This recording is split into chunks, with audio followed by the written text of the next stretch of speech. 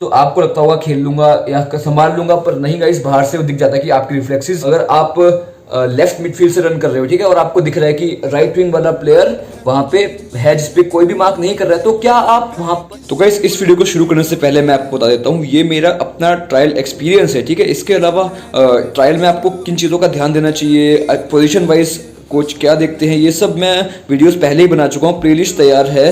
और trial tips Hindi करके एक प्लेलिस्ट मैंने अपने चैनल पे पहले बनाई हुई है, वो चेक कर लेना, ठीक है। बाकी लिंक आपको डिस्क्रिप्शन में मिल जाएगा। और इस वीडियो को हम कंटिन्यू करते हैं। Hello guys, welcome to another video, welcome to the football classroom. तो गाइस, जैसा कि आपने टाइटल थंबनेल में पढ़ लिया है, मैं आपको आज अपने ट्रायल के एक्सपीरियंस के बारे में बताने वाला हूं। 2021 31 जनवरी को मेरा ट्रायल था हरियाणा सीनियर स्टेट टूर्नामेंट का, सीनियर लेवल टूर्नामेंट का ट्रायल था। आप सबको पता है मेरी एज 21 है, तो सीनियर लेवल में मैं खेलता हूँ और स्टेट टीम में सिलेक्शन का ट्रायल था। तो आप में से कई लोगों का डाउट रहता है कि स्टेट टीम में सिलेक्ट कैसे हो सकता है, तो वो वाला डाउट भी आपका क्लियर हो जाएगा, ठीक है, ये वीडियो देखने के बाद। उससे पहले मैं चाहता हूँ कि आप लोग वीडियो पॉज करके कमेंट करके बताओ कि क्या मैं इस ट्रायल में सिलेक्ट हुआ या नहीं। वो तो मैं एंड में आपको बता दूंगा हुआ या नहीं, पर आप मेरे को कमेंट करके जरूर बताओ। वीडियो पॉज कर देना, और पॉज कर रहे हो तो लाइक भी जरूर करना, ठीक है गाइस। और तो चलो, अब मैं आपको शुरू से बताऊंगा इंसिडेंट्स क्या क्या हुए।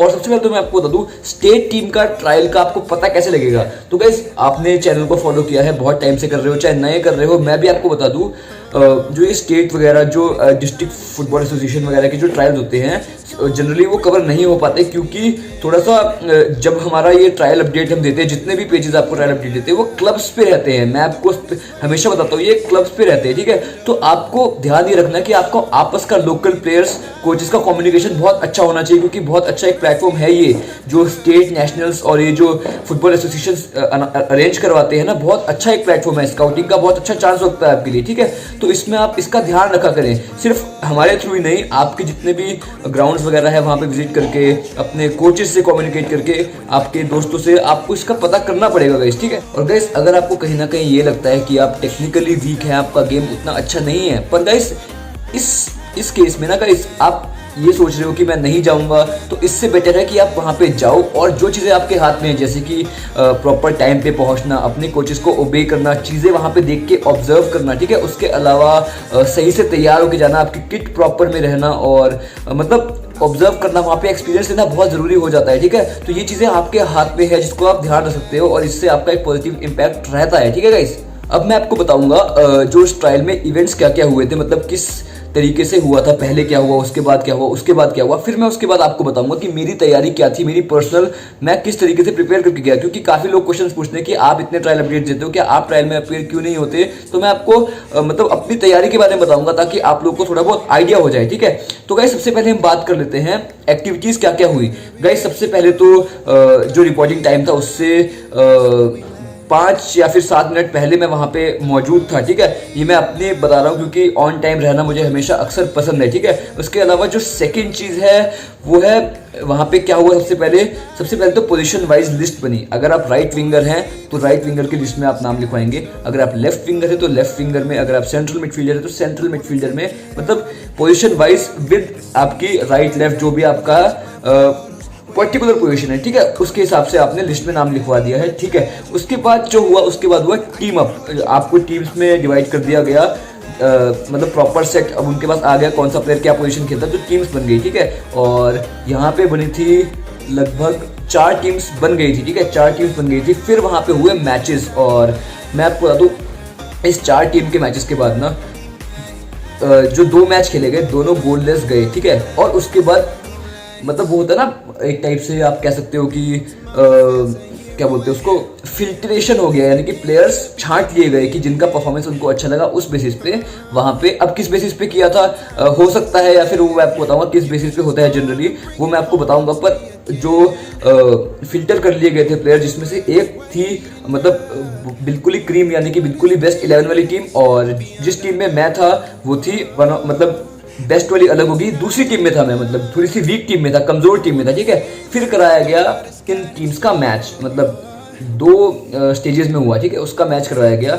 और आप यकीन नहीं मानेंगे, जो स्ट्रॉन्ग टीम थी उसको हमने हराया 1-0 से and I provided the assist. मैंने उसमें एक बहुत इंपॉर्टेंट असिस्ट किया और मैं आपको बता दूं राइट विंगर में वहाँ पे खेल रहा था और मैंने असिस्ट प्रोवाइड कर दिया।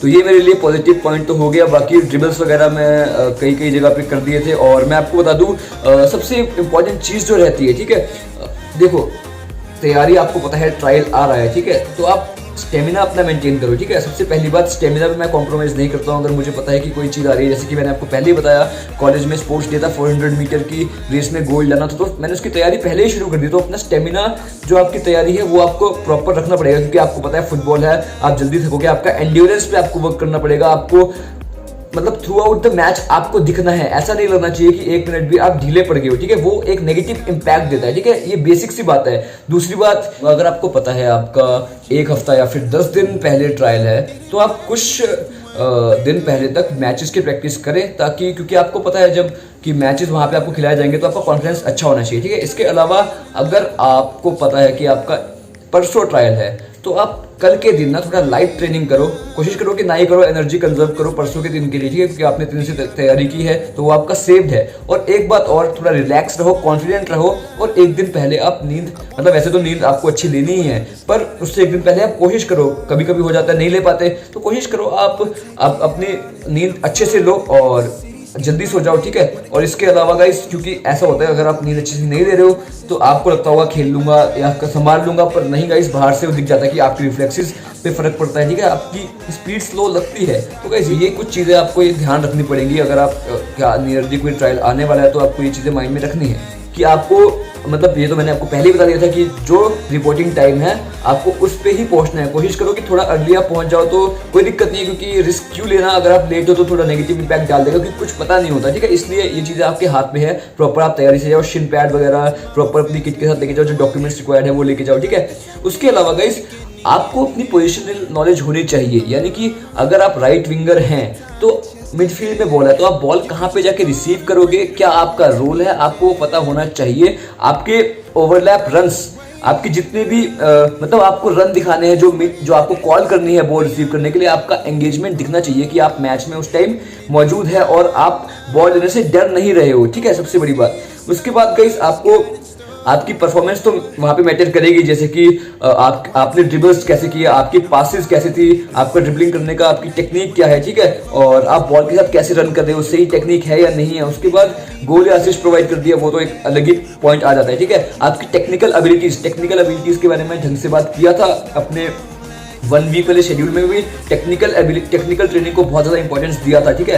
1 वर्सेस 1, 2 वर्सेस 2 क्यों बोला था, क्योंकि ये मैच लाइक सिचुएशंस हैं और ये मैच में आपके काम आएंगे, तो इसकी आप प्रैक्टिस करो गाइस, ठीक है। ट्रायल्स में भी मैच ही होगा, जनरली मैच ही होते हैं, और मतलब जो 1 डे 2 डे ट्रायल होते हैं उसमें मैच ही होते हैं, ठीक है, तो आपको ये ध्यान रखना पड़ेगा, ठीक। इसके अलावा गाइस आप किस तरीके से सपोर्ट कर रहे हो अपने डिफेंस को, अगर आप स्ट्राइकर हो, अगर आप फॉरवर्ड प्लेयर हो, तो आप अपने डिफेंस को कैसे सपोर्ट कर रहे हो, ठीक है। आप अपोनेंट प्लेयर्स को मार्क कर रहे हो या नहीं कर रहे हो, क्या आप पीछे सपोर्ट प्रोवाइड कर रहे हो अगर आपकी टीम बॉल नहीं जीत पा रही है, ठीक है। इसके अलावा आपकी टैकल करने की टेक्निक क्या है, ठीक है, आप शील्डिंग कैसे करते हो, ठीक है। इसके अलावा गाइस एक और पॉइंट आ जाता है, आपने कितने की पासेस निकाल के दिए, कॉन्फिडेंस कैसा है आपका बॉल के ऊपर, आपकी कमांड कैसी है बॉल पे, ठीक है।